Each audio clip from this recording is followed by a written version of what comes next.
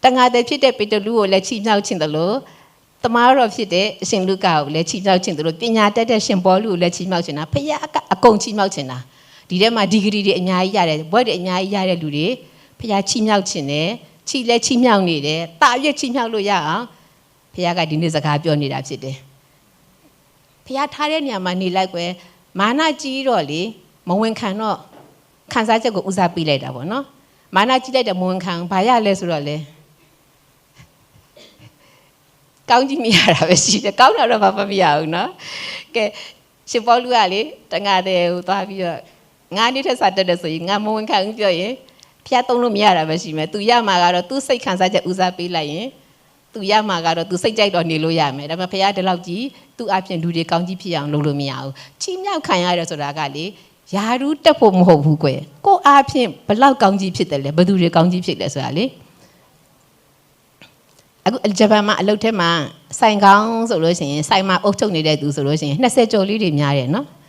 သူတို့ခိုးပြီးရနဲ့ high school ပြီးရနဲ့ရောက်လာတဲ့လူရှိတယ်ချုလက်ကျောင်းတက္ကသိုလ်ပြီးရောက်လာတဲ့လူရှိတယ်ဒါပေမဲ့အဲ့မှာလာလုပ်နေတဲ့ဂျပန်တွေပဲနော်အသက်30 40 50တွေရှိရနော်သူတို့ကဆိုင်ကောင်းရဲ့အောက်မှာဝန်ခံရတာပဲလေငါအသက်ကြီးတယ်ဆိုပြီးသွားလို့မရတာဟုတ်တယ်မလားဒါကျမတို့ဒီမှာကျောင်းတက်နေတဲ့ကျောင်းသားလေးတွေမာစတာဘွဲရပြီးသားလေးတွေမာစတာတက်နေတော့ပတ်တိုင်းသွားလုပ်တယ်လေငါမာစတာကျောင်းသားပဲဆိုပြီးတော့ဆိုင်ကောင်းကနေက high school ပဲထွက်တဲ့လူဆိုပြီးတော့သူ့အမိန်ပေးလို့ရလို့လားမရဘူးလေဖခင်ကသူ့နေရာနဲ့သူ authority ပေးထားတာကျမတို့တွေဒီနေ့ဖခင်ပြောခိုင်းတဲ့အရာလေးကလေငါသားငါသမီးနင့်ကိုငါတာပြည့်ချီးမြှောက်ခြင်းတယ်နင်ကတငါတဲ့ဖြစ်လို့ငါမလုပ်တတ်ဘူးဆိုတဲ့ဟာမျိုးလည်းငါ့ကိုမပြောနဲ့နင်ကရှင်လုကာလို့တမားတော်ကြီးမဟုတ်လို့ရှင်ပေါလုလို့ပညာတတ်ကြီးမဟုတ်လို့ဆိုပြီးတော့နေ့ပေါ်မှာငါထားတဲ့ပေတရုကိုနေမဝင်ခံနိုင်ဘူးဆိုရင်ငါကောင်းကြီးပေးချင်ပေမဲ့ပေးလို့မရတဲ့အတွက်နေ့အပြင်လူတွေအများကြီးကောင်းကြီးဖြစ်ရမယ်ဟာကောင်းကြီးကမဖြစ်ဘူးကျမလေဘာလို့တော့မသိဘူးဖခင်ကျေးဇူးတော်ကြောင့်ပေါ့နော်ကျေးဇူးတော်ကြောင့်တစ်ခုပြောပြမယ်နော်ကျမဘယ်လိုခေါ်လဲဇာတိတာများမယ်ဆိုရင်လေကျမဒီနေရာမှာမရှိဘူးကိုရထားတဲ့ဟာတွေကဖျားမပိုင်လေဘာမှမဟုတ်ဘူးဆိုတာကျမသိတ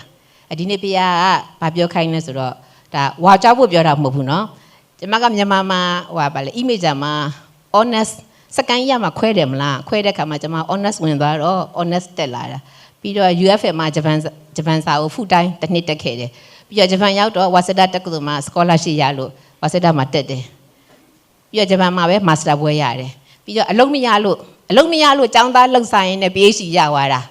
ာအရင်အထင်မကြီးနဲ့ဗီဇာရဖို့ overstay ဖြစ်မှာဆိုလို့ပြီးခဲ့တဲ့အနှစ်30လောက်ကအခုလိုမျိုးတုတ်ရှိခါစုတော့မရှိတော့လေမရှိတော့ overstay မဖြစ်အောင်လို့ចောင်းသားလှုပ်စားတယ်လို့ခေါ်တယ်ចောင်းသားလှုပ်စားရင်းနဲ့ចောင်းတက်ရင်နဲ့သူက PhD ရသွားတာပေါ့နော်ပြီးတော့လေအရင်အစေခံခဲ့တဲ့ဂျပန်အသင်းတော်ကကျမရဲ့ဝิญဉ်ကောင်းဆောင်ကသူကကျန်းစာကျောင်းတက်ရမယ်လို့ပြောလို့ကျမနာခံချင်းနဲ့တက်လိုက်တာကျန်းစာကျောင်းအဲ့ဒါဟိုတစ်ခေါက်လာသွားတဲ့ခိရှိဆန်စီလေဟိုနှဲနဲ့တရားဟောတဲ့ဆရာဒီလာလဲလာအောင်မယ်သူထောင်ထားတဲ့ JDJ ဆိုတဲ့ကျန်းစာကျောင်းတက်ခဲ့တာအဲ့တော့လေကျမကနာခံချင်းနဲ့တက်လိုက်တာပေါ့နော်ဘာလို့တော့မသိဘူးကျန်းစာကျောင်းကလည်းဘွယ်ပေးလိုက်ပါတယ်လက်တင်လေးလည်းပေးလိုက်ဒါပေမဲ့ကျမကဆရာဒေးဗစ်လာကကျမဝิญဉ်ဖခင်ဖြစ်တဲ့အတွက်ဆရာဒေးဗစ်လာတစ်ခုပဲခံယူတယ်ကျမသူပေးလို့သာယူလိုက်တာပေါ့နော်ခေါင်းဆောင်ကတက်ဆိုလို့သာတက်လိုက်တာပေါ့နော်တကယ်ကကျမကတစ်ခုပဲခံဒါပေမဲ့အဲ့ဒီဟာတွေကလေရတာကြပြီနော်ဖះမပါတော့လေကိုယ့်နေရာမှာဥယျာဉ်တစ်ခုတည်းမှာစိုက်ပျိုးမခံတော့ဘယ်မှမရောက်ခဲ့ဘူးကျမတို့မကြစေချင်ဘူးကွယ်ဒီကသားတဲ့သမီးတွေမကြစေချင်ဘူးကျမရထားပါတယ်အဲ့လေဂျပန်တွေတော့မရနိုင်တဲ့ဒေါက်တာဘွဲကိုသူများတက်စောပြီးတော့ဝိဇ္ဇာဘွဲကို2 နှစ်ခွဲနဲ့ကျမပြီးသွားတာပေါ့နော်အဲ့လောက်ထိဖះကောင်းကြီးပေးတာဖះကိုရကာဆိုင်တုန်းကသခင်ယေရှုနဲ့တကယ် relationship ရသွားတဲ့ခါမှာဖះဉာဏ်ပညာနဲ့ရေးတာအရန်လူတကာကအံ့ဩရတဲ့အထိကောင်းကြီးပေးပါတယ်ဒါပေမဲ့အဲ့ဒီအရာကကျမကဥယျာဉ်ထဲမှာစိုက်ပျိုးမခံတော့ဘယ်မှမရောက်ဘူးလမ်းပေါ်အင်္ဂလိပ်လောက်တဲ့အခါမှာဘောင်လေးတစ်ခုထဲမှာတော့ရှိတယ်ဒါပေမဲ့အသင်းတော်ဆက်တဲ့အခါမှာဆရာမထက်ရှိမှကျမဝန်ခံတယ်ဆရာမထက်အင်္ဂလိပ်အတွက်ဆုတောင်းပေးပါကျမဆုတောင်းခံတယ်သွားကန်ဒီတော့ဆုတောင်းခံတယ်အဲ့စိုက်ပျိုးခံလိုက်တဲ့အခါမှာအဲ့ဘိတ်သိက်ကစီးတာလေဆရာရှိရဲ့ဘိတ်သိက်ကဆရာမထက်ရှိရောက်တယ်ဆရာမထက်ရှိကနေဆုတောင်းခံတဲ့အခါမှာကျမရှိစီးတာလေအဲ့ဒီစိုက်ပျိုးခံခြင်းရဲ့ကောင်းကြီးကအရန်အရေးကြီးတယ်အခုမြင်တွေ့နေရတာဖြစ်တယ်အဲ့တော့ဖះမပါလာဘဲနဲ့ဘလောက်ပဲဒီဂရီတွေဘွဲတွေရနေပါစေလူတွေကိုဘာမှကောင်းကြီးဖြစ်လို့မရဘူးအလွတ်လျှောက်တဲ့အချိန်ကြီးတော့ထုတ်သုံးလို့ရမှာပေါ့ဒါပေမဲ့လို့ ဂျပန်ကျန်းစာကျောင်းပြီးတာနဲ့ဂျပန်အသင်းတော်ကလာပါလို့ခေါ်တာလားဆိုလည်းမခေါ်ပါဘူးနော်မခေါ်ဘူးသူတို့မှလည်းသူတို့ကျန်းစာကျောင်းထွက်မှသူတို့ပုံစံနဲ့ဘောင်ဝင်မှသူတို့ကခေါ်တာလေ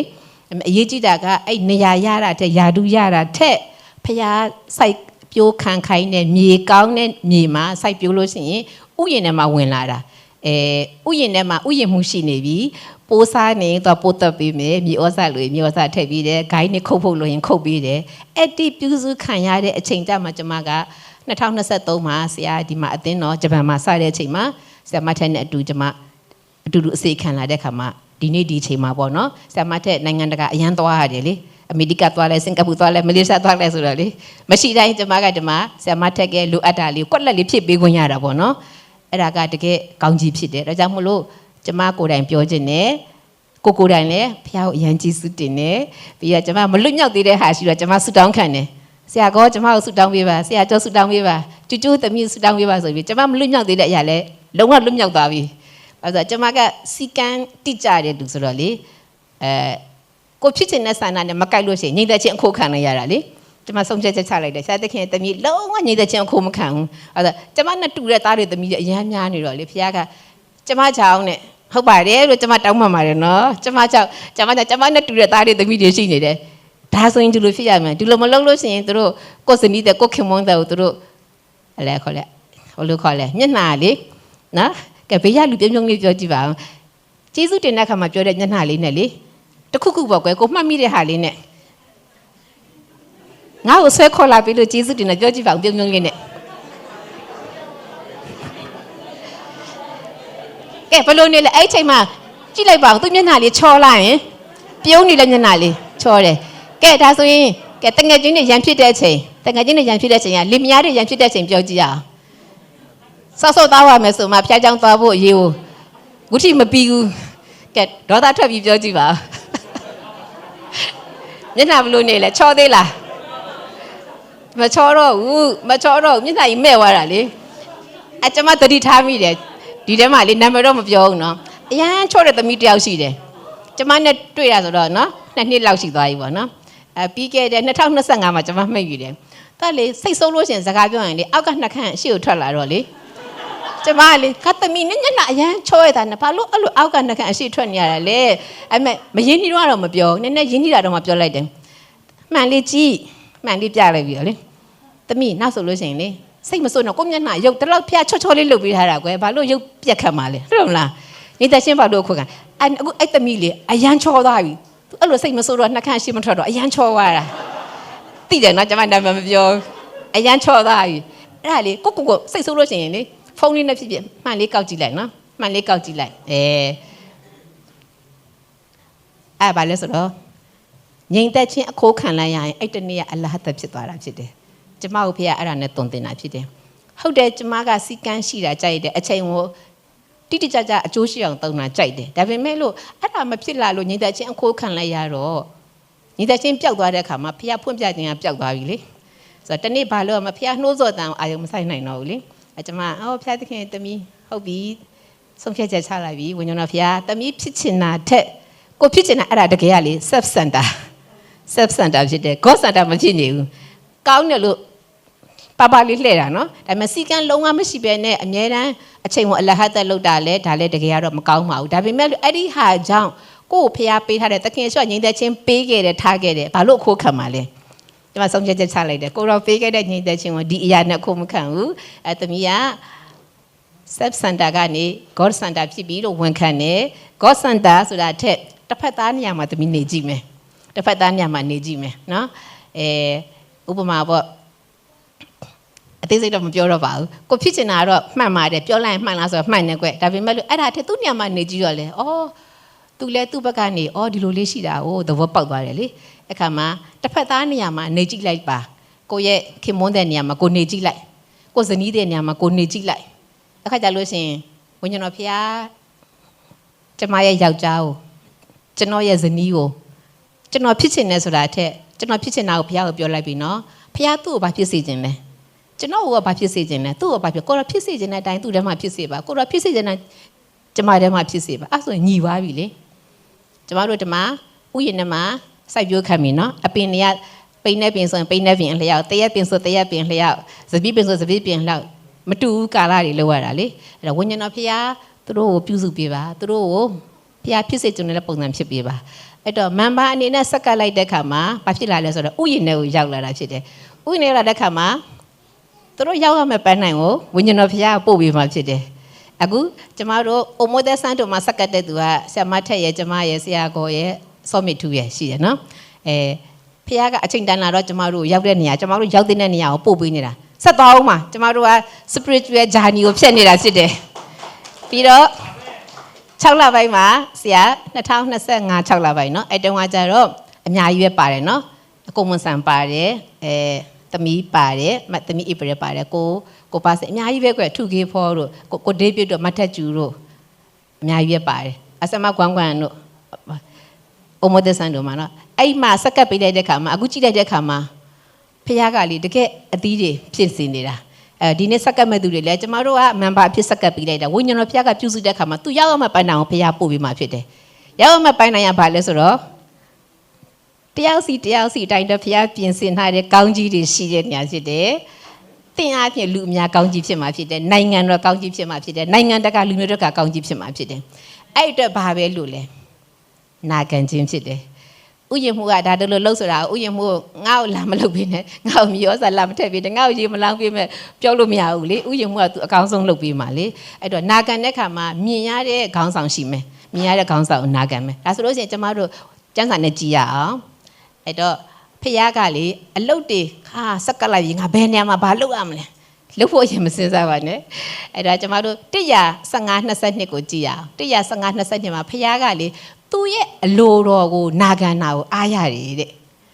ဖတ်ဖူးရနော်115-22မှာရှမွေလာကပြောတာဘသူပြောလဲရှောလူကိုပြောတာရှောလူကသူကဒရိုလောက်တယ်ဖခင်ကမဟုတ်ဘူးဘာလုပ်ညာကျမတို့တွေဘာလုပ်ရမလဲမစင်စားနဲ့ဖခင်အားရတာဘာလဲဆိုလို့ရှိရင်ဖခင်ရဲ့အလိုတော်ကိုအဲ့တော့ဒီမှာအမိန့်တော်ကိုနားထောင်နေဆိုတဲ့စကားကဖခင်ပြောလိုက်တဲ့စကားဒါလုပ်ပါလို့ပြောလိုက်လို့ရှိရင်လုပ်လိုက်မလုပ်နဲ့လို့ပြောလို့ရှိရင်ဘယ်လောက်လုပ်ချင်မလုပ်နဲ့ဘယင်ကိုသွားပြီးတော့လှုပ်ချင်တဲ့အတင်းလှုပ်ခွင့်ပေးပြောလို့ရလားကျမတို့ဘယင်ကဖျားဖြစ်ပါတယ်အဲ့တော့ဖျားစကားအတိုင်းလုပ်မယ်ပြီးလို့ရှိရင်ဟိုဝါဒီယာဘယ်နေရာမှာဘာလှုပ်ချင်လဲ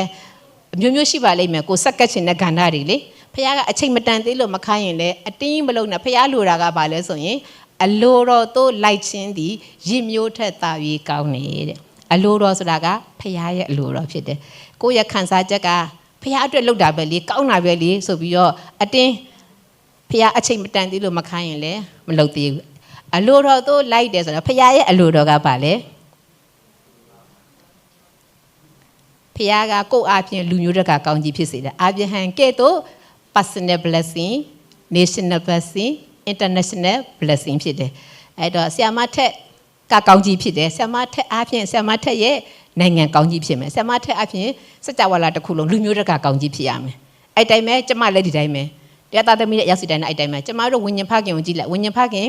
ဖျားပေးထားတဲ့အမှုတွေအများကြီးပဲအဲ့ထက်မှာကျမတို့ကဏ္ဍတစ်ခုစီမှာဝင်လိုက်မယ်ဆိုလို့ရှိရင်ကျမတို့တက်ကလမ်းအသစ်ဖောက်เสียမလို့ဘယ်တော့ကောင်းလဲလမ်းအသစ်ဖောက်เสียမလို့လိုတဲ့ကဏ္ဍလေးမှာကွက်လက်ကလေးတွေမှာလိုက်ဖြစ်ပေးလိုက်ရုံပဲအဲ့တော့ဖျားအလိုတော်ကိုပဲအရင်သိအောင်လုပ်မယ်အဲ့တော့ဖျားအလိုတော်ကိုနာခံတော့အစဉ်ပြေလားလို့ကြည်ကြည်ရအောင်အစဉ်ပြေလားလို့ကြည်ကြည်ရအောင်နော်ဆရာမထက်လည်းဖျားအလိုတော်ဝန်ခံတော့အစဉ်ပြေလားဆိုတော့အစတော်တော်အဆင်မပြေဘူးနော်ဒါပေမဲ့လို့ကာလတစ်ခုဖြတ်လိုက်တော့အဆင်ပြေသွားတယ်အဲကျမတို့အာဗြဟံကိုကြည့်ရအောင်အာဗြဟံရဲ့ဘဝကလေကဘာဦးစနစ်ကနေစလိုက်တယ်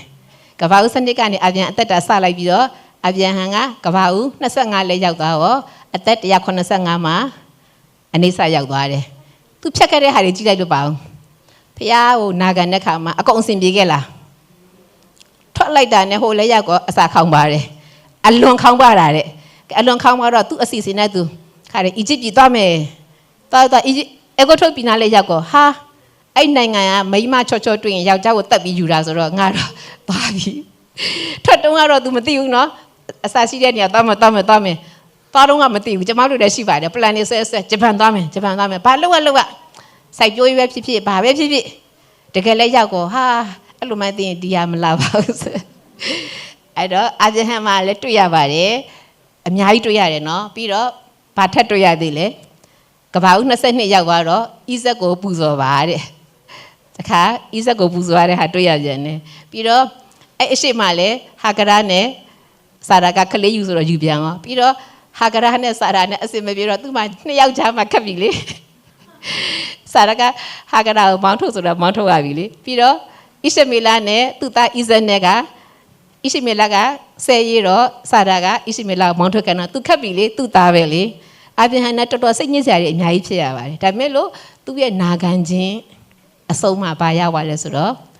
အာဗြဟံကတော့185နှစ်မှာနေဆရောက်သွားပြီမဲ့ဖျားပေးထားတဲ့ဂရုတော်ကတော့ဒီနေ့အထိအမြဲတမ်းတည်နေတာဖြစ်တယ်မြေမှုန့်တွေကိုမရေမတွက်နိုင်တယ်လို့အာဗြဟံရဲ့သားစဉ်မြေဆက်ကယေရှုခရစ်တော်ကိုယုံကြည်တဲ့သူတွေနေ့တိုင်းတိုးနေတာဖြစ်တယ်နာခံခြင်းရဲ့နောက်ွယ်ရဲ့ကောင်းကြီးဟာထာဝရတည်တဲ့ကောင်းကြီးဖြစ်ပါတယ်အာဗြဟံသာခံစားချက်ကိုဦးစားပေးပြီးတော့တရရကိုယ်နိုင်ငံလေးမှာကိုယ့်အဖေနားမှာပဲနေမယ်ဆိုရင်လက်ရှိဘဝတော့ကောင်းတယ်နော်အဲ့တော့ခံစားချက်ကိုဦးစားပေးပြီးစိတ်ကြိုက်နေခြင်းနဲ့ဆိုရင်လူငယ်တွေဆိုတော့လေနေကြည့်လိုက်10နှစ်လောက်ပေါ့ပြီးအချိန်တန်လို့ရှိရင်တိလာလိမ့်မယ်အဲ့တော့နာခံခြင်းနောက်ွယ်မှာခံစားချက်ကိုဦးစားပေးလို့မရတာလည်းရှိတယ်ဒါပေမဲ့လို့ဝိညာဉ်တော်ကပဲတုံတင်မှရမှာသူကလေသူစီကန်းနဲ့ထည့်ရင်အလကားပဲလေအဲကျွန်မဖျားရှိမှဆုံးမဖျားသခင်တမီးကိုလည်းကိုတော့ဝိညာဉ်တော်နဲ့မေတ္တာနဲ့ပဲခေါ်လာတာဖြစ်တယ်အဲ့တော့သားတွေတမီးတွေအရာစီတိုင်းကိုတော့မေတ္တာနဲ့ပဲတမီးချစ်မယ်သူတို့လွတ်လွတ်စားသူတို့လွတ်လွတ်လပ်လပ်နေပါစေအဲကျွန်မတို့ညကလည်းစုပ်ကင်းလုပ်တယ်အဲ့တော့စုပ်ကင်းထဲမှာလာခြင်းတဲ့လူလည်းလာနော်အိတ်ခြင်းတဲ့လူလည်းအိတ်နော်ဘယ်သူမှအတင်းကျပ်မလုပ်ဘူးအဲစင်ကျင်တဲ့လူလည်းစင်အောက်မှာသွားအိတ်ဓမ္မတော့လုပ်ကြတယ်ဓမ္မတို့10နာရီနဲ့17နာရီအထိလေစနေနေ့လေလောက်ရတာအားမရသေးလို့အဲ့လိုမျိုးအကြောင်းမလို့ဘယ်ဟာမှကိုခင်မွန်ကိုစနီးတဲ့ကိုလည်းကိုသားသမီးကိုလည်းလေမေတ္တာနဲ့ပဲလွတ်လပ်ခွင့်ပေးလိုက်ပါဝိညာဉ်တော်ကသူတို့သင်ပေးတာအရန်ကောင်းပါတယ်ပြောချင်လို့ရှိရင်လေအဆင်ပြေနေတဲ့အချိန်မှာဖတ်ပြီးတော့ပြောကိုသားလေးကိုသမီးတွေကိုလေကိုပြောချင်တဲ့စကားအခါမှသူတို့ကနားဝင်တာစိတ်လိုက်မှန်ပါနဲ့ပြောလဲလေသူတို့စိတ်ထဲမှာလေနားညီးပြီးတော့တလုံးမှမဝင်တော့ကိုလည်းခဏကမျက်နှာမဲ့လိုက်တော့ဘလို့နေလဲရုပ်ဆိုးရတာနော်အဲ့တရက်မှာဘယ်နှခါမဲ့တယ်ကောက်ကိုပြန်တွက်ကြည့်ပါဦးသားသမီးရှိတဲ့လူတွေတရက်မှာဘယ်နှခါမဲ့လဲတစ်ပတ်မှာဘယ်နှခါမဲ့လဲဒါဆိုရင်ငါတစ်နှစ်နဲ့ဆိုရင်တော့ကျမလည်းဖခင်သခင်ကျေးဇူးတော်ပဲသမီးကပြုံပြုံလေးပဲနေတော့မယ်လို့ဖခင်ပဲသမီးတို့မှပြုကျင်ပေးပါလို့အဲ့တော့သူများကိုမြင်တဲ့ခါမှာလေကိုယ်တိုင်ပေါ့ပါနေတော့လေဖခင်အတန်နှိုးဆော်တဲ့ချက်ချင်းကြားတယ်ချက်ချင်းလုပ်တဲ့ခါမှာအရန်ကောင်းကြီးဖြစ်တယ်အာဗြဟံအစဉ်ပြေလားဆိုတော့မပြေပါဘူးဒါပေမဲ့အာဗြဟံရဲ့အသက်တာကိုကျွန်တော်တို့ကကဘာဦးစနစ်ကနေကဘာဦး25ဖတ်လိုက်တော့ဖတ်ဆိုပြီးသွားတယ်လေအဲ့မှာဖခင်ပြတယ်ငါသမီးနင့်အသက်တာလည်းအလိုပဲတဲ့နင်အခုကြုံနေရတဲ့အခက်ခဲရခက်တယ်လို့ထင်နေမလားတဲ့ဒါပေမဲ့လို့လေတဲ့နာခံလိုက်လို့ရှိရင်ထာဝရတည်မဲ့ကောင်းကြီးရအများကြီးပဲတဲ့じゃဣဇက်ကိုလည်းကြည့်အောင်ဣဇက်ကကဘာဦးဘယ်လောက်မှဆိုင်ဣဇက်မွေးတာဘယ်လောက်လဲဣဇက်မွေးတာကဘာဦး21မှာဣဇက်မွေးတယ်မွေးပြီးတော့35မှာဣဇက်ကအသက်180ဒါဆိုလို့ရှိရင်ဣဇက်ကကဘာဦး21ကနေပြီးကဘာဦး35အထိသူဘာတွေဖြတ်ခဲ့ရလဲကြည့်လို့ခါမှာအရင်ဆုံးသူကဣရှမေလဆဲရလဲဣရှမေလဆဲတဲ့နာမလို့သူနေရတာပဲเนาะပြီးတော့အာဗြဟံအသူ့ကိုခေါ်သွားပြီးတော့ကြိုးချီပြီးတော့ထင်းမမှာတင်တော့လေသူခံရတာပဲเนาะအဲ့နဲ့မကိုဆိုရင်ဘလို့နေမလဲတကယ်ကတော့မခံချင်ပါဘူးဘယ်သူမှကိုယ်မီးရှို့တာကြီးကိုမခံချင်ပါဘူးဒါပေမဲ့လို့ဣဇက်ဖြတ်ခဲ့ရပါတယ်ပြီးတော့ဣဇက်ကရေတွင်းတူတိုင်းသူများလာလူတယ်နောက်တွင်းတူတဲ့လာလူနောက်တွင်းတူတဲ့လာလူပြီးတော့သူလည်းအဖေလိုပဲเนาะအစာခေါင်းမတဲ့ခါမှာသွားတော့သူဇနီးကိုမိန်းမလို့လိန်ရတာတဲ့ကြုံရပါတယ်ဒါပေမဲ့ဣဇက်လည်းဖြတ်ခဲ့ရပါတယ်အများကြီးလေဘက်ကမြုံတယ်လေမြုံတော့ဣဇက်ကဆူတောင်းကပြန်အောင်လေချက်ချင်းအော်တိုအကုန်မကောင်းဘူးเนาะဖះကိုနာခံနေလို့လေခါတဲ့လေဘက်ခါနဲ့ယူချက်ချင်းကိုဝင်ရခလေးမွေးအဲ့လိုမဟုတ်ပါဘူးဣဇက်ကမိန်းမရတော့အသက်40မြုံတော့သူဆူတောင်းရတာလေဆူတောင်းပြီးတော့မှခလေးရတာလားအဲ့တော့ဣဇက်လည်းဖြတ်တဲ့ခါမှာနာခံတဲ့ခါမှာအစဉ်ပြေလားဆိုမပြေပေမဲ့ဖះကလေဣဇက်ကိုလေဣဇက်ကဘာမှသွားပြီးတော့လေအဖေကိုပြောထားတဲ့ဂရီရှိတယ်နော်လို့တပြန်သတိပေးစရာမလိုဖះကအချိန်ချင်းလာပြောတာဣဇက်ကိုအပြန်ဟိုငါတဂရီပေးထားတယ်အဲ့ဂရီတော့နှစ်မှာတီးမယ်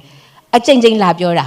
ကျမတို့ရှိတယ်မလားတခုခုပြောလိုက်လို့ရှိရင်လေမမေ့အောင်ပြန်သတိပေးရတာရှိတယ်ကိုကလေကိုကသတိမပေးလို့ရှိရင်ဟိုကမေ့သွားတာမျိုးရှိရနော်ဖះကအယံသစ္စာရှိတယ်ဖះဖြစ်တယ်အပြန်ဟန်ကဣဇက်ကိုမှားခဲ့လားမမှားခဲ့လားတော့မသိဘူးငါ့ကိုလေဖះသခင်ဟာနော်ကဘာဦးစနစ်မှာခေါ်ကြရ EPO นี่อမျိုးနဲ့ကိုပြိမ့်မယ်လို့ဂတိပေးထားတာနော်ကဲဣဇက်နင်ဖះကိုပြင်မှန်တတိပေးနော်ဖះမမေ့မပြောခဲ့ပါဘူးမပြောခဲ့ဘူးဒါပေမဲ့လို့ဖះကပဲလာပြီးဣဇက်ကိုလာတွေ့တယ်လာပြောတယ်ကဲယာကုပ်ကြတော့ယာကုပ်နာဂန္နာလေးတော်တော်ဆိုးတာနော်ယာကုပ်နာဂန်လို့တွေ့ရတဲ့ဒုက္ခတော်တော်ဆိုးတာသူပြောတယ်သူ့အမေကိုလေကျွန်တော်မလိန်ချင်ဘူးကျန်းစာထိုးပေးရအောင်မလားသိတယ်နော်ကျမတို့ Friday ကလည်းကဘာဦးကျန်းတင်ထားတော့အလွတ်တောင်ရနေပြီနော် Friday ည Bible Study ပါလေအဲ့တော့ယာကုပ်အသက်တာကိုကြည့်ကြည့်ရင်25ကဘာဦးကျန်း25ရက်25ရက်25နီယာကုပ်ကတော်တော်များတာနော်ဟိုကဘာဦး49 33ကျမှအသက်148နဲ့အနိစ္စရောက်သွားတာဖြစ်တယ်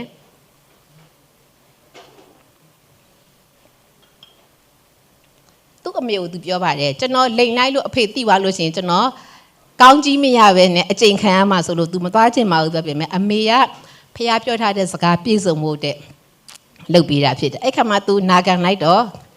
တိတ်လည်းမကြောက်အေးတော့သူ့ကိုတတ်မယ်လို့တော့အမေကတခါကဲငါသားနှစ်ယောက်စလုံးအဆုံးခံလို့မရဘူးအမေကနှစ်ယောက်စလုံးချစ်ပါတယ်အေးတော့လည်းချစ်တယ်ယာကုပ်ကိုလည်းချစ်တယ်ဖះဂရိတော်ပြည့်စုံဖို့အတွက် तू လုပ်ပေးရတာဖြစ်တယ်ဒါဆိုရင်အဗျဟန်ကနာခံတာသူနားလဲလို့လားနားမလဲဘူးဣဇက်ကိုပူဇော်လို့ပြောတာလဲသူနားမလဲဘူးနာခံရတာပဲကဲဣဇက်ကလည်းဖះဘာလုပ်နေလဲနားလဲလို့သူကြိုးတုတ်ခံပြီးထင်ဖို့အတင်ခံတာလားသူတကယ်သိမယ်လို့ပဲသူထင်ထားတာပါသိရင်လည်းသိပါစေနာခံမှာဆိုပြီးသူထင်ဖို့မှအတင်ခံတာလေနားမလဲပါဘူးလေဘက်ခါကြတော့ဘာလို့ဖះက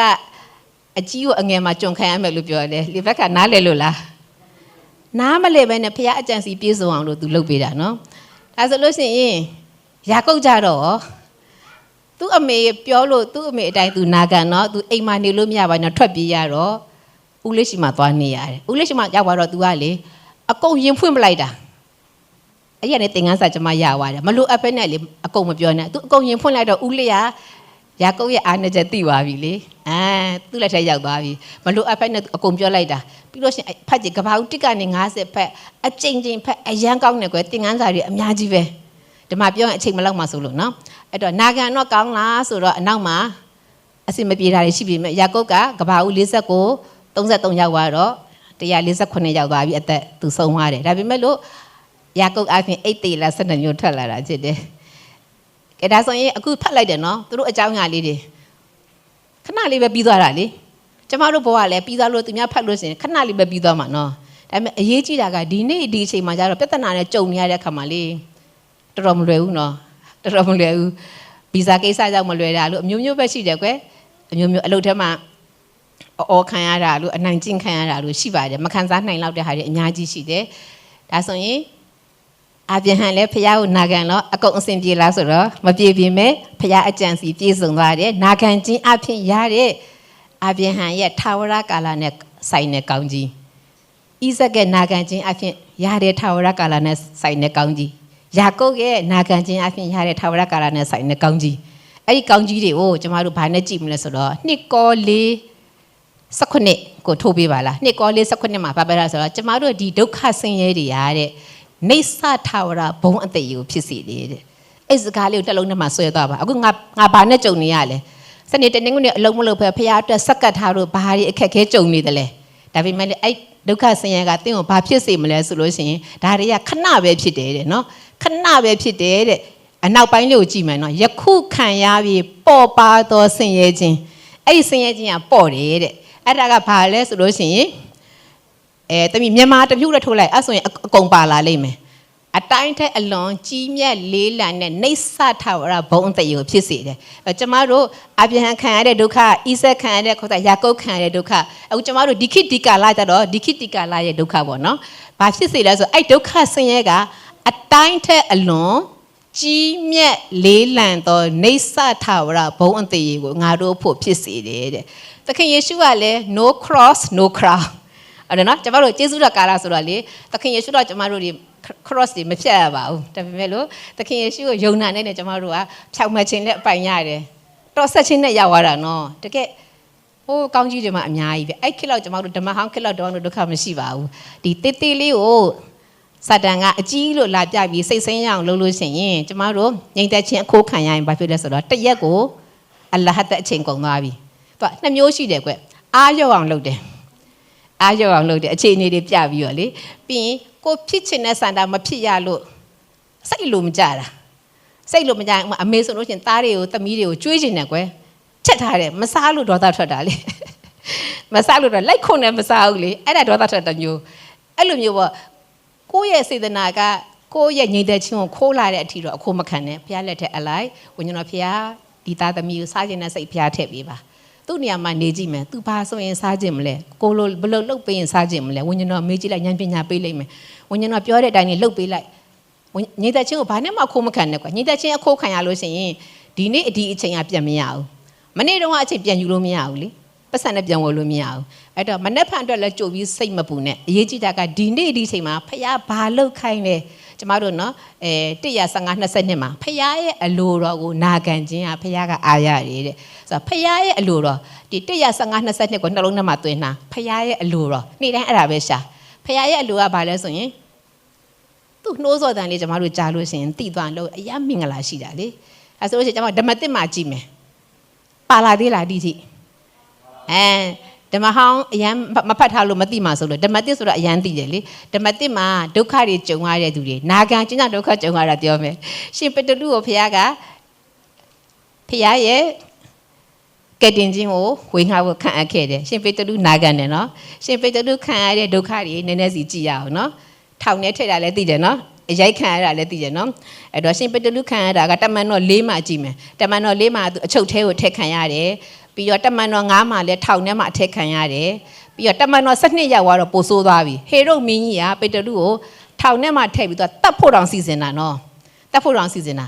ကဲဒါဆိုလို့ရှိရင်ကဲအစင်မပြေဘူးဆိုရင်ဖခင်အဲ့လိုတော့မဟုတ်ဘူးဆိုတဲ့လက်လျှော့ခြင်းတဲ့လူတွေရှိလား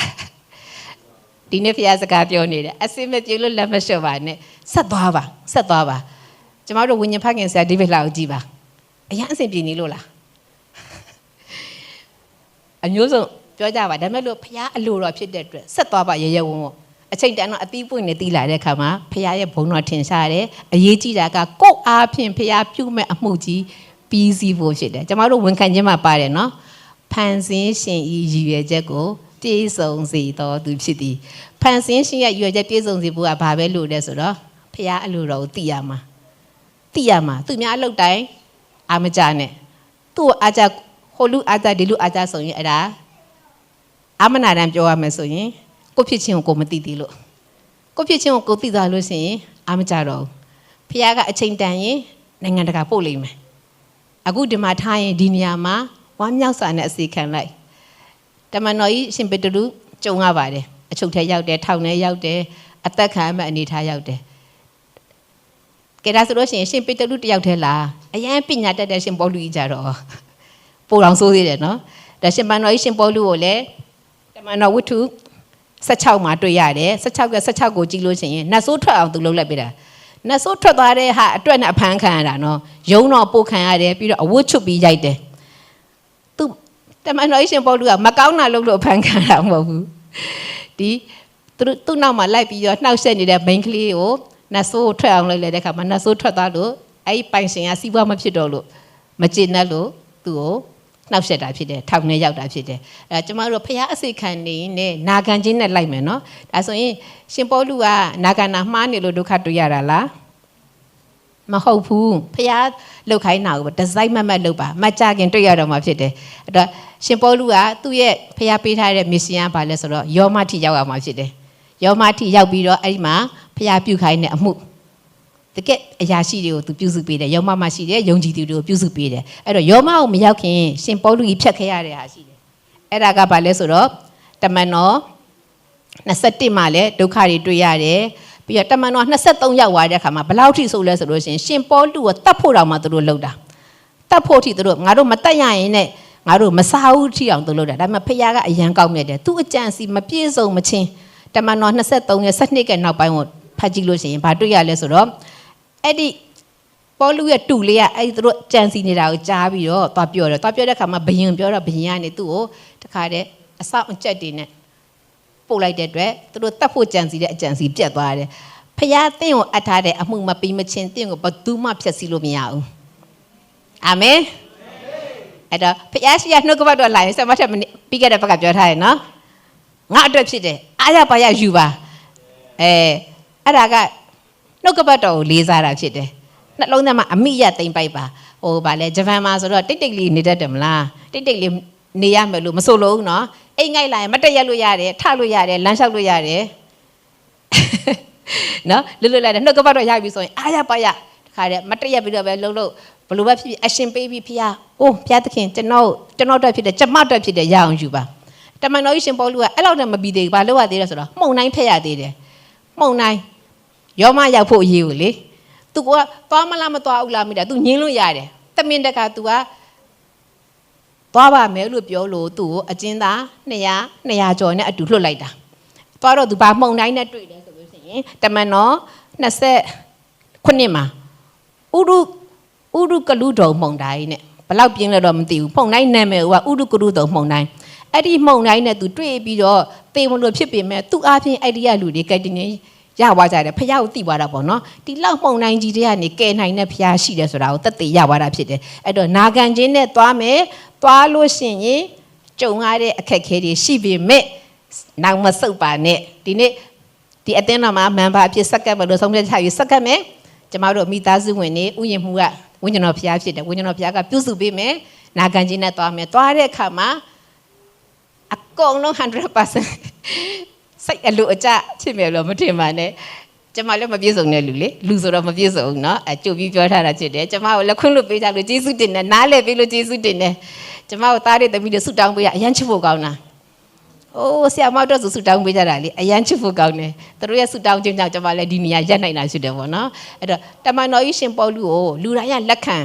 ခဲ့သလားတမန်တော်ဝတ္ထုအစုံလေးကိုကြည့်ရအောင်နော်တမန်တော်ဝတ္ထုမှာsorry တမန်တော်ဝတ္ထုမဟုတ်တော့နှစ်တိ4 18ကိုကြည့်မယ်နှစ်တိ4 18အဲ့မှာတမန်တော်ကြီးရှင်ပေါလုကြုံခဲ့ရတဲ့ဟာလေးကိုကျမတို့တွေကြည့်ရအောင်သူ့ကိုဘလောက်ထိလူတွေကညင်းပယ်ခဲ့တယ်လဲနှစ်တိ4 18လူအပေါင်းလို့ပြောတာနော်တကယ်လို့တင်းအစေခံနေနဲ့တင်းနာလူတွေအကုန်လုံးတင်းကိုစွန့်ပြစ်သားရဘလို့နေမလဲတမန်တော်ကြီးရှင်ပေါလုဒီလောက်ဖျားအလိုတော်နာဂမီသွားတာလူအပေါင်းတို့သည်တဲ့စွန့်ပြစ်ကြတော်လေတဲ့ဖျားကသူ့ကိုဘာလုပ်ပေးလဲဆိုရင်ကွယ်ကာပေးတယ်လမ်းပြပို့ဆောင်ပေးတယ်ဒေသနာတော်ကိုအကုန်အစင်ဟောပြောရတဲ့ခွင့်ပေးတာသူယောမထိရောက်ခဲ့ရတာဖြစ်တယ်ပြီးသွားလို့ရှိရင်ခတ်သိမ်းသောလူမျိုးတို့သည်မာစပို့ဆောင်တော်sorryဒေသနာတော်အကုန်ခတ်သိမ်းသောလူမျိုးတို့သည်ကြားသိစေခြင်းကသခင်ဖျားသည်ငါဘက်၌နေ၍တဲ့ဘာတွေပဲလှုပ်လို့လူတွေအကုန်စွန့်သားပါစေတင့်ဘက်မှာဖျားရှိပါတယ်လူတွေ3 သိန်းရှိတာထက်ဖျားရှိတာကအရေးကြီးတာဖြစ်တယ်အဲ့တော့ဖျားကိုပဲနံပါတ်1ဦးစားပေးမယ်လူအကြိုက်ကိုမလိုက်ပါနဲ့ဖျားအလိုတော်ပဲလားအဲ့ဆိုလူအကြိုက်ကလေလူတယောက်ထဲတော့မှလေသူ့အလိုအကုန်မလိုက်နိုင်ဘူးကွယ်အကုန်လုံးရဲ့အကြိုက်ကျမလိုက်ဖို့ဆိုရင်တော်တော်ခက်မှာနော်တယောက်တည်းအကြိုက်တော့ကျမအကုန်မလိုက်ပေးနိုင်ဘူးလေအဲ့ဆိုအရေးကြီးတာကဖခင်ကကိုယ့်ဘက်မှာရှိနေတယ်ပြီးလို့ရှိရင်အဲ့ဖခင်ကဘာလုပ်ပေးလဲဆိုရင်ခွန်အားနဲ့ပြည့်စုံစေတာပြီးလို့ရှိရင်ရှင်သေးဂရင်ကနေပြီးတော့ကဲနှုတ်တယ်တဲ့နောက်18ကိုသွားမယ်ဒါတော့မကသေးဘူးဘာလုပ်ပေးလဲဆိုမကောင်းသောအမှုရှိသမျှကနေပြီးတော့ကဲလွတ်တယ်ရှင်ပေါလုကြီးဖြတ်တဲ့အခါမှာသူအများကြီးကြုံရတယ်နော်သူရေးထားတဲ့ဒုက္ခတွေပြီးလို့ရှင်ဖတ်ကြည့်အယမ်းများဒါပေမဲ့လို့ဖခင်ကအဲ့ဒီအားတွေအကုန်လုံးကနေကဲနှုတ်ပြီးတဲ့အပြင်ဘယ်ထိပို့ဆောင်မှာလဲမိမိကောင်းကင်နိုင်ငံတော်သို့တိုင်အောင်မာစာပို့ဆောင်တော်မူလိမ့်မည်အဲ့မှာသူကဖခင်ကိုချီးမွမ်းတယ်ထိုသခင်ဒီကဘာအဆက်ဆက်ဘုံကြီးတော်မူစေတည်းအဲ့တော့ကျမတို့အမြဲတမ်းမြင်ထားပါဘယ်ထိပို့ဆောင်မလဲဖခင်အိမ်တော်ပြန်တဲ့အထိဖခင်ကပို့ဆောင်ပေးမယ်ဖခင်ရည်ရွယ်ချက်ပြေကိုပြေစုံမယ်ဒါဆိုရင်မောရှေရလေဖခင်ကိုညင်းတာလေဘယ်နဲ့ကြိမ်ညကျမလက်ရည်ကြီးတော့လေ9 ချိန်တွေ့ရတယ်ဒီလားဆက်ဆက်ချင်းသူချုံပုံမှာတွေ့ရနော်တေဖခင်ကပြောအဲ့သူကကျွန်တော်ကဘလို့နောက်တစ်ခါပြောဖခင်နောက်တစ်ခါဘလို့ညင်းအဲ့ကျမစဉ်းစားတယ်ကဲဖခင်ကလေဒါဆိုရင်လည်းကဲညို့ငါမသုံးတော့ဘူးအဲ့ဆိုမောရှေဘယ်ပြန်မလဲယင်မိချန်ရပရောဟိရဲ့တိုးရစိတ်တွေပဲကြောင်းပြီးတော့အဲ့မိမနဲ့အဲ့ကလေးနဲ့ပဲနေပြီးတော့အချိန်တန်တော့လောကတွေကထွက်သွားမယ်ဆိုရင်ဘယ်လိုနေမလဲယင် တိုင်းကြနေလို့တော့ရရဲ့နော်ဖះပြောတယ်မလားဘလို့ဖာရောဘင်ရလဲ तू ကလည်းမလွယ်ပါဘူးသူ့နေရာမှာနေကြလဲဟုတ်တယ်ဖာရောဘင်ရလဲခေါင်းမှာ तू သွားတဲ့ဖះလူမျိုးတွေကလည်းမောရှေနဲ့အာယုန်လာကမှသူတို့မှဒုက္ခတွေပိုရောက်တော့နင်တို့လာလို့ကတော့ဒုက္ခတာဖះသခင်သူတို့စီမှပြောရတယ်ပြီးတော့ तू စိတ်ကြိုက်နေမယ်ဆိုရင်ရောအဲ့စိတ်ညစ်စရာတော့မတွေ့ဘူးပေါ့နော်စိတ်ညစ်စရာတော့မတွေ့ဘူးအဲ့တခုတည်းကိုလေအနှစ်40လုံနေတာ तू တော့တော်တော်ညင်းငွေ့နေမှာနော်ညင်းငွေ့နေမှာနော်ညင်းငွေ့နေတဲ့အဲ့ဘဝကလည်းထွက်ချင်တယ်ကွဒါပေမဲ့ဒီဟာလို့ဆိုတော့လေဖာရောဘင်နဲ့လေခေါင်းမာတာ तू သိတယ်လေဖះလူမျိုးတွေဆိုတာလေ complain ကြတာလေ तू သိတယ်လေဒါပေမဲ့လို့ तू နာခံလိုက်တဲ့အခါမှာ तू ခံစားချက်ထက်ဖះအလိုတော့နာခံလိုက်တော့ဖះနဲ့ तू ကအယမ်းရင်းနေတာလေညနေချင်းဆိုင်တွေ့ရတာလေအယမ်းရင်းနေတာအဲ့ဒီဟာရဲ့ခွန်အားကဒီအဟာတွေအားလုံးကိုကြော်လွှားနိုင်တာဖြစ်တယ်ဖះက तू အမြဲတမ်းလာတွေ့တာယောရှုနဲ့အာရုံတော်မှာ तू လို့မတွေ့ရအောင်နော်မောရှေကအဲ့လိုတွေ့ရတာဖះပြောတဲ့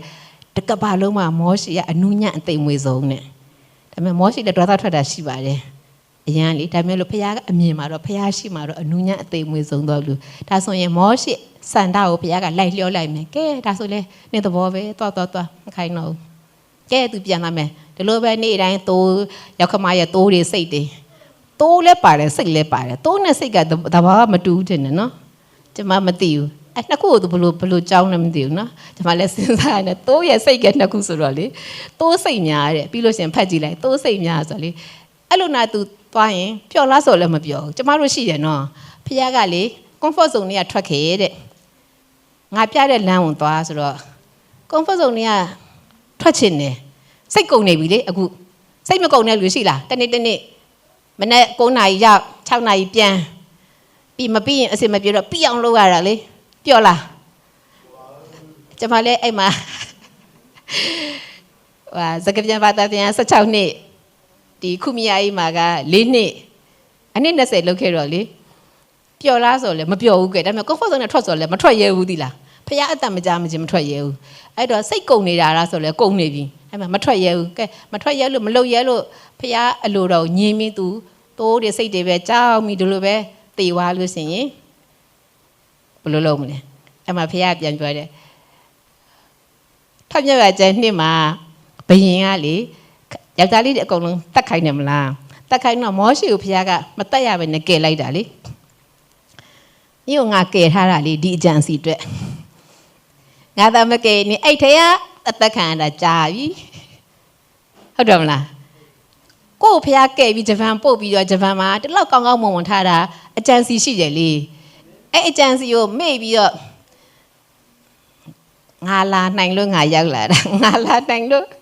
အလုပ်ရတယ်တာဆိုပြီးတော့ဖះသွားခိုင်းတဲ့လမ်းကိုမသွားဘဲနဲ့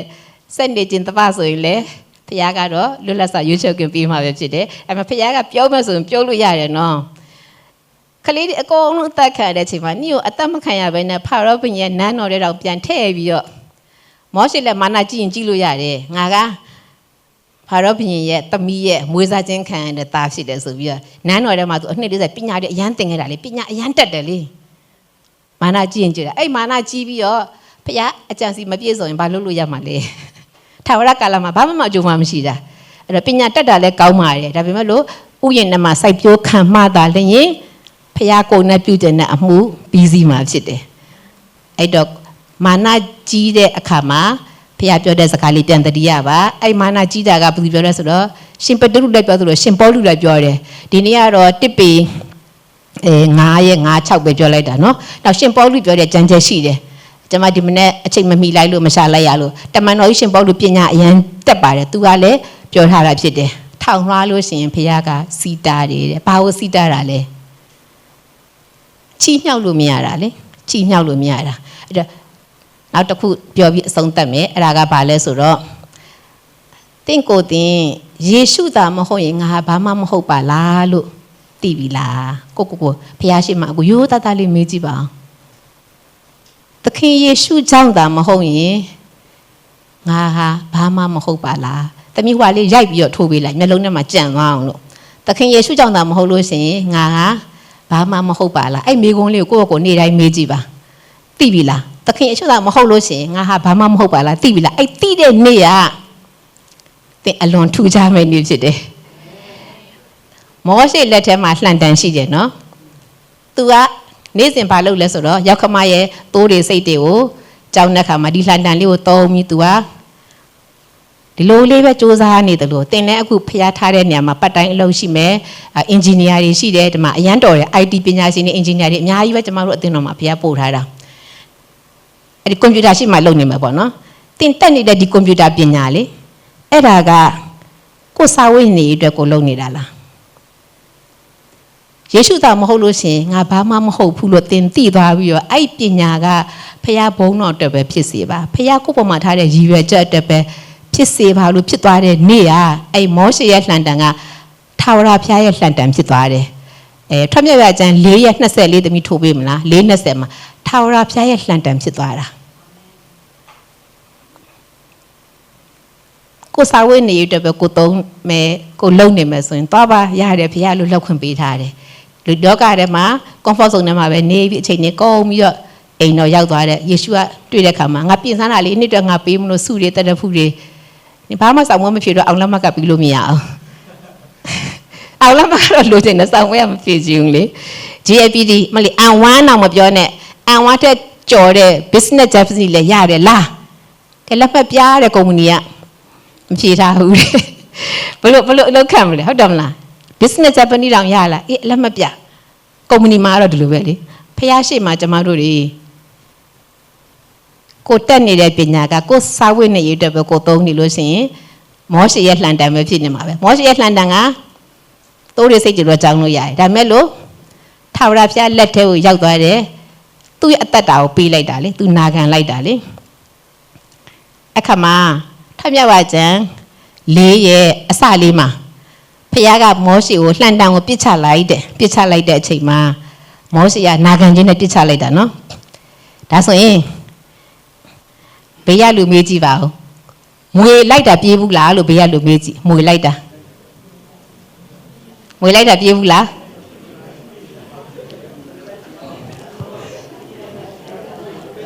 မျက်စိထဲမှာပုံဖော်ကြည့်ဖះကလေနေလှန်တန်ကိုချလိုက်လို့ရှိရင်လေမွေဖြစ်မယ်နော်မွေဖြစ်လို့ရှိရင်နေမကြောက်နဲ့သူ့အမိကိုကင်လိုက်လှန်တန်ပြန်ဖြစ်မယ်အဲ့လိုပြောလားထုတ်ပြလိုက်ပါအောင်၄မှာအဲ့တော့ဖះကသုံးမှာပါပြောလဲလှန်တန်ကို6လို့ပဲပြောတာနော်6လို့ပြောလိုက်တော့ तू ကပြစ်ချလိုက်တော့မွေဖြစ်သွားတယ်အဲ့တော့မောရှေကမွေရဲ့အရှိမပြေးရတာတင်ဖះနောက်လိုက်လို့ဖះခိုင်းလို့ရှိရင်လှုပ်လိုက်လို့ရှိရင်လေမထင်မှတ်တဲ့ဟာကြီးဖြစ်လာတော့လေလှန့်သွားအောင်လေဖះအကုန်မပြောဘူးကွအဲ့မှာ तू ပြေးတော့ဖះကပြန်ပြောလဲမွေရဲ့အမိကိုဖမ်းဘူးလားမွေအမိကင်ဘူးရဲ့လူရှိလားကျမကြွက်တောင်မှကြောက်လို့လေပိုးအကြီးမြင်လည်းမတည့်ရုပ်လို့ကြောက်လို့လေမွေအမိကန်ဆိုကျမကနော်သမီးတို့အဲ့ဒါ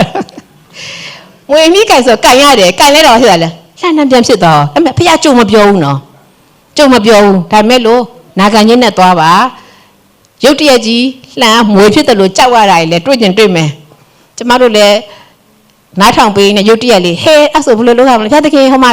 ဘယ်မှာတော့ဘယ်မိသားစုကတော့ဘာဖြစ်ပြီးတပည့်ဘယ်လိုလုပ်ပြရမလဲလန့်တာတော့ရှိတာပေါ့နော်ဒါပေမဲ့ဖះကဉာဏ်ပညာပေးတယ်ဘာလို့ဆိုရင်ဖះဉာဏ်ပညာနဲ့လုပ်တဲ့ခါမှာပြန်ပြီးတော့နောက်တစ်ခုပြောဦးမယ်လက်ကနှူသွားတာတဲ့ကိုယ့်လက်ကြီးနှူသွားတာမြင်ဘယ်လိုနေမလဲဖះကလေနင်တို့လိုလုပ်လိုက်တော့နှူမယ်ပြီးပြန်ကောင်းမယ်နော်ကြုတ်ပြောလားမပြောဘူးဟာနှူသွားပြီငါတော့သွားပြီမလန့်ပါနဲ့တင်ဖះအစေခံလို့ရှိရင်လေအညိုးစုံတွေ့ပဲမလန့်နဲ့ဖះကကျမတို့ကိုမရက်ဆက်ပါဘူး तू ကတင့်ကိုရွေးကောက်တာရက်ဆက်ဖို့မဟုတ်ပါဘူးเนาะဘာပြန်ဖြစ်သွားလဲဆိုတော့ဆက်သွားမယ်ခုနှစ်မှာဘာဖြစ်သွားလဲပြန်ကောင်းသွားတယ်เนาะပြန်ကောင်းသွားတယ်ကျမတို့တွေဖះအစေခံလို့ရှိရင်တွေ့ရပါမယ်ဒါပေမဲ့လို့ဖះကတင့်ကိုအကုန်မပြောပါဘူးတလှမ်းမဲ့ဆလှမ်းလိုက်နောက်တလှမ်းကတော့မှပြောမယ်ဒီကနေညဘက်ပေါ့နော်ကားမောင်းတယ်ကဲဒီကနေပြီးအိုးကြီးကိုကားနဲ့ပြန်မယ်မီးဖွင့်မီးမောင်းတယ်လေမီးကားမီးရဟိုးအိုးကြီးအထိမြင်ရလားမမြင်ရမြင်မဲ့မောင်းနေကြတာပဲမလားဖះကြတော့အကုန်ပြောအစေခံရင်ဘာရမှာလဲပြီးနောက်နေ့ကဘာဖြစ်မှာလဲအကုန်ပြောကားကြတော့နော်မီးရဖွင့်လိုက်ရင်ဒီလောက်လေးပဲမြင်ရတယ်မောင်းကတော့အိုးကြီးထိရောက်သွားတော့မလားတလှမ်းပဲ ထာဝရဘုရားရဲ့နှုတ်ကပတ်တော်ကကျွန်ုပ်ရဲ့ရှေ့မှာမိခွက်ဖြစ်ပါတယ်မိခွက်ဆိုတာကလှမ်းလိုက်ရင်ဒီတလှမ်းစာမြင်ရမှာဆက်သွားပါအရေးကြီးတာက comfort zone ထဲမှာနေတာထက်ဖះအလိုတော်နာခံခြင်းကိုယ့်ရဲ့ဘွဲ့တွေဒီဂရီတွေပညာတွေယာဓုတွေထက်ဖះအလိုတော်ကိုဝန်ခံလိုက်တဲ့ခါမှာသင်ရမှာကတော့ထာဝရကာလနဲ့ဆိုင်တဲ့ကောင်းကြီးဖြစ်တယ်အဲ့တော့2ရော4 19ကိုနှလုံးထဲမှာသွင်းနာမယ်2ရော4 19အဲ့ဒီဒုက္ခဆင်းရဲကထာဝရတည်တဲ့နေဆာထာဝရဘုံအတရေဖြစ်စေတယ်အဲ့တော့ရှင်ပေါလုရတဲ့ကောင်းကြီးကဖះရှင်ပေါလုကိုအမှုပြီးွားတဲ့အတွက်ဒီဓမ္မသစ်ကျမ်းထဲမှာသူရေးတဲ့ဟာတွေကျွန်တော်တို့ဖတ်ရတယ်ရှင်ပေတရုနာခံခြင်းအပြင်ဧဝံဂေလိယကျွန်တော်တို့အထီရောက်လာတာဖြစ်တယ်ဒုက္ခတွေကြုံရလို့နောက်မဆုတ်ပါနဲ့အစင်ပြေတိုင်းဖះအလိုတော်မလုံးနဲ့နော်စာတန်လည်းဂုံစင်းမှာဘိန်းထည့်ပေးလိုက်တယ်ဂုံစင်းသွားတာအဲ့ဒါကိုဖះအလိုတော်ပဲဆိုပြီးတော့လည်းကျွန်တော်တို့အဲ့လိုမျိုးလွယ်လွယ်ကူကူကျမ်းစာကိုဖွင့်လိုက်တွေ့တဲ့ကျမ်းနဲ့ဇော်ကြိုချပြီးသိပါယူတာဇော်ကြိုချတဲ့ဟာတွေ့ပြီးသူမှဇော်ကြိုမချဘူးလားအဲ့လိုမဖတ်ပါနဲ့အစင်တိုင်းကဘာဥကနေဒါဒိဋ္ဌိနားမလဲကျွန်တော်တို့ Friday မှာ Bible Study လုပ်ပေးနေတယ်အဲ့ဒါမှမရတဲ့သူကလည်းရှိလို့ကျွန်မကလည်း1 by 1လုပ်ပေးနေတာနော်အဲ1 by 1ကပိုထိရောက်တာလည်းတွေ့ရတယ်အဲကျွန်တော်တို့တည်ကြည်သောအသီးတွေတီးကြမယ်ကျွန်မအားဖြင့်တည်ကြည်သောအသီးကျွန်မနှုတ်ကပတ်တော်နဲ့ပြုစုခွင့်ရလို့ပြုစုပေးလိုက်တယ်သူအားဖြင့်တော့တစ်ခါတည်ကြည်သောအသီးထပ်တီးကြမှာဖြစ်တယ်အဲတည်ကြည်သောအသီးတီးခြင်းအားဖြင့်ကိုယ့်အတွက်ဖျားပြင်ဆင်လာတဲ့ထာဝရဘုံအသေးကြီးကထာဝရတည်တာဖြစ်တယ် comfort zone နဲ့မှာနေတာထက်ဖျားအလိုတော်ကိုဝန်ခံမယ်တော့ဆရာမထက်အမြဲတည်ခံတယ်မလားလုံးဝဆရာမထက်က plain ဆိုတော့အရန်ကောင်းတယ်လေဒါဆိုလို့ရှိရင်ပညာတတ်တဲ့လူတွေကငါတို့တက်မပါဘူးဒါဖြစ်မှာဆိုလို့လေဖျားကျမကိုတည်ခံလို့ပြောလို့နော်အဲဒါကျမကလည်းတည်ခံတာဖြစ်ပါတယ်လို့ကျမကိုယ်တိုင်ဖြစ်ပြီးသားကိုပြန်ပြောပြတာဖြစ်ပါတယ်ပိတ်တင်ပါလေ engineer တွေပါလေ IT ပညာရှင်တွေmaster တွေ PhD တွေဆိုလို့ရှိရင်ကျမလည်းအကုန်ရှိပါတယ်လို့ဒါပေမဲ့အဲ့ဒါကဘယ်မှမရောက်ခဲ့ပါဘူးဆိုတာကိုတည်ခံတာပါဥယျာဉ်ထဲမှာစိုက်ပျိုးခံလိုက်တော့မှကျမအားဖြင့်အခုလိုမျိုးကောင်းကြီးဖြစ်တယ်လို့ဖခင်ကဒီမှာရှိတဲ့တိုင်မျိုးအရန်ချီးမြှောက်ချင်ပါတယ်အဲ့တော့ဆရာမထက်ကလာမဟုတ်လို့ငါတက်မပါဘူးလို့မထင်ပါနဲ့နော်အဲ့တော့ပေတရုကိုလောက်ခိုင်းရေရဝုံလို့တို့လို့ဒီမှာရှိတဲ့ဆရာမထက်ကလာဓမ္မတွေလည်းရေရဝုံဆရာမထက်ကဲ့သူပဲသွားမယ်ကျမလူမျိုးပဲနာခံရင်းနဲ့သွားမယ်နာခံတာကိုယ့်အတွက်ပါအဲ့တော့ချီးမြှောက်လို့မရလို့ရှိရင်ဖခင်ကောင်းကြီးမရှိတော့ဘူးဖခင်ကောင်းကြီးမရှိတာကိုတခိုးကတီလို့ကျမတို့ကိုနေရပညာတက်လေနင်ဘာလို့သူ့ကိုဝန်ခံမှာလဲကျမတို့ဓမ္မရှိတယ်ခေါင်းဆောင်တွေရှိတယ်ကဏ္ဍအသီးသီးမှာ team အသီးသီးမှာခေါင်းဆောင်ရှိတယ်အဲ့ဒီခေါင်းဆောင်ကဗီဇာအမျိုးအစားကတက်တုတ်ခစ်ခတ်စုလို့ဖြစ်ခြင်းဖြစ်နေမယ်ဘွဲရခြင်းမှရမယ်ဒါပေမဲ့ဖခင်ကသူ့ကိုဗိတ်သိပ်ပေးထားတာလေအဲ့ဒီ area မှာအဲ့ဒီ authority ကသူကနေမှအောက်ကိုစီးတာလ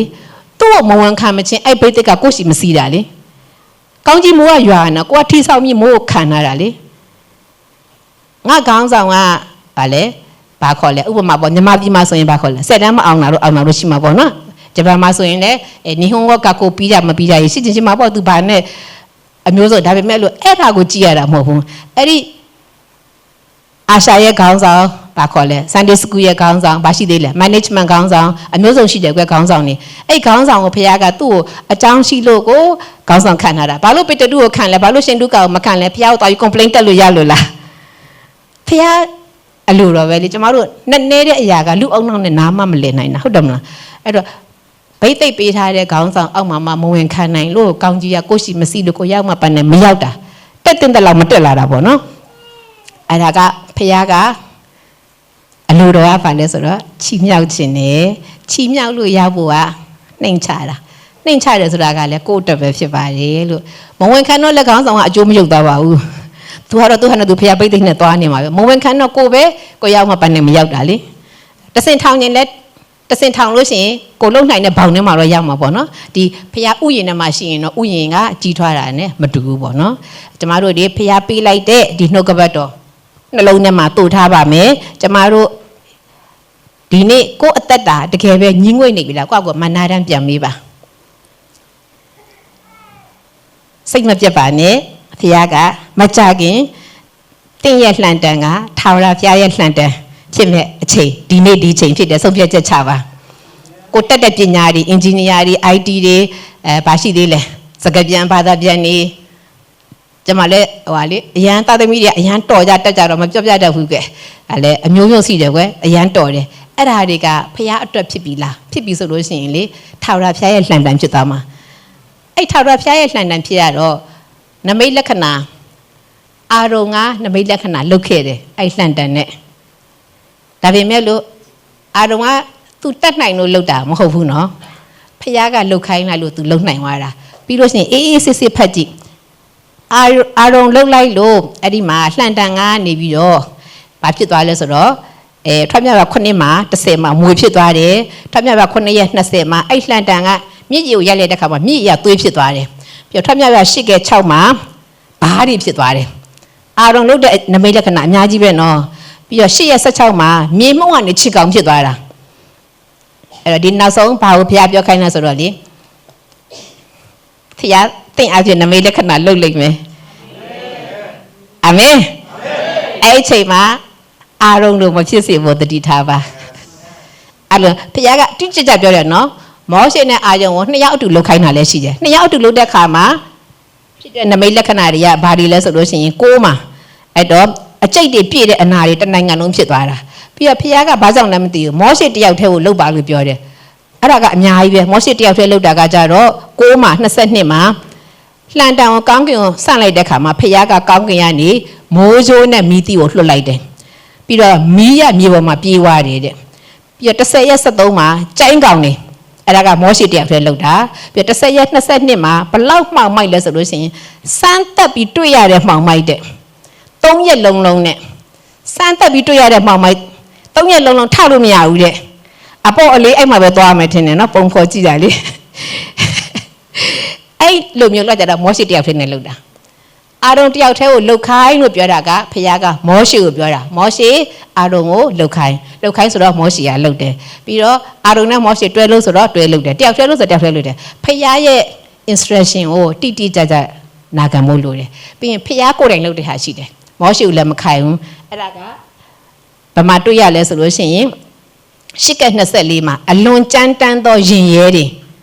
ကျွန်မအင်တာနက်မှာပုံရှာကြည့်တော့တော်တော်ကြောက်ဖို့ကောင်းတယ်နော်အဲ့ဒါကဖခင်ကိုယ်တိုင်လုပ်တာဖြစ်တယ်9ရက်6မှာကျတော့တလိဆန်နေသေးတာလေပြီးတော့12က29မှာတာဦးအကုန်သေးတာလူရဲ့တာဦးတလိဆန်ရဲ့တာဦးအကုန်သေးတာဖခင်လုပ်တာဒီမှာပြောချင်တာကဘာလဲဆိုတော့အာရုံကလုတ်ခဲ့တဲ့နမိတ်လက္ခဏာရှိသလိုဖခင်ကဘာမှမဟုတ်တဲ့ကျမကိုဘာမှမဟုတ်တဲ့သင်တို့ကိုလည်းသုံးပြီးနမိတ်လက္ခဏာလုတ်နိုင်တယ်အဲ့တော့အားလုံးတော့မဖြစ်ပဲနဲ့မောရှိကဲဆိုဘုရားနဲ့ယဉ်နီးဖို့ဘုရားနဲ့မိသားရောက်ဖွဲ့ဖို့လေနမိတ်လက္ခဏာလုတ်ဖို့အာမတန်မာနဲ့အချိန်မတန်သေးပဲအတင်းတောင်းလို့ရှိရင်ဝိညာဉ်တော်ဘုရားကမပေးပဲနဲ့မဟုတ်လိတဲ့စပိတက်ကလာပေးတဲ့အခါမှာအယံဒုက္ခရောက်လိမ့်မယ်နမိတ်လက္ခဏာနောက်ကိုမလိုက်နဲ့နမိတ်လက္ခဏာလုတ်ခဲ့တဲ့အာရုံကနောက်ပိုင်းမှာမောရှိယတောင်ပေါ်မှာအရက်40နေတော့လူတွေကသူ့ကိုတစ်ခုခုလုတ်ပြောတော့သူကဘုရားနဲ့အဆက်မရှိတော့မောရှိဘာလုပ်နေလဲလည်းမသိဘူးသူ့ကိုဘုရားဘာလုပ်ခိုင်းလဲလည်းမသိတော့ရွှေတွေပေးဆိုပြီးတော့တွန်းလိုက်တော့နွားရုပ်ဖြစ်သွားအဲ့နွားရုပ်နဲ့လူတွေကပြစ်မှားတော့လူတွေသေရတယ်လေအဲကြောင့်မလို့နမိတ်လက္ခဏာဖျားအစေခံမဲ့ဖျားနောက်လိုက်မယ်နာခံမယ်ဒါပေမဲ့လို့နမိတ်လက္ခဏာထက်ဖျားနမိတ်တရားရှိဖို့ဘာလို့ကြွားရတိုင်းလူပြီးဖျားအတန်ကြားခြင်းလဲဖျားကိုချစ်လို့ဖြစ်ရမှာဖျားကိုချစ်လို့ဖျားနမိတ်တရားဖွဲ့ခြင်းလို့ဖွဲ့လိုက်တဲ့အခါမှာအလိုလိုအတန်ကြားလာတာဖျားအတန်ကြားပြီးငါဘာလုပ်ရမလဲငါဘာလုပ်ရမလဲသိချင်လို့ဖျားအတန်ကြားတာလေကောင်းလားဆိုတော့လေကောင်းပါတယ်မချစ်လို့ကြားတာတော့ပိုကောင်းတာပေါ့နော်